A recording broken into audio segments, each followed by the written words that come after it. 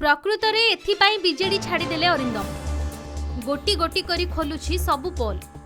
BJD छाड़ी विरोधी दल बीजेपी रे जोग देई बेस चर्चारे रहिछन्ती अभिनेता तथा राजनेता अरिंदम राय। साधारण संपादक सह बीजेडी प्राथमिक सदस्य पदरु से इस्तीफा देइछन्ती। बीजेडी सुप्रीमो श्री नवीन पट्टनायक को सीधा सड़क इस्तीफा पत्र पठाइछन्ती अरिंदम। बिजु जनता दल रे अनेक असंतुष्ट नेता एवं सदस्य थिबा नै दीर्घ दिनरु चर्चा होई आसुछि। मुंड उपरे निर्वाचन रहिछि आउ एहारी भितरे अरिंदम दल छाड़ी बीजेपी रे सामिल हेबा बीजेडी पई निहाती भाबे माइनस पॉइंट अछि। अरिंदम केवल दल छाड़ीछन्ती ता नुहे बरं दल छाड़ीबार कारण मध्य कहिछन्ती, जहा आगामी इलेक्शन रे बीजेडी भोटर को निहाती भाबे द्वंद्व रे पकाइबो। बीजेडी रे इस्तीफा देबार घंटाए भितरे अरिंदम बीजेपी रे मिसि जाइछन्ती।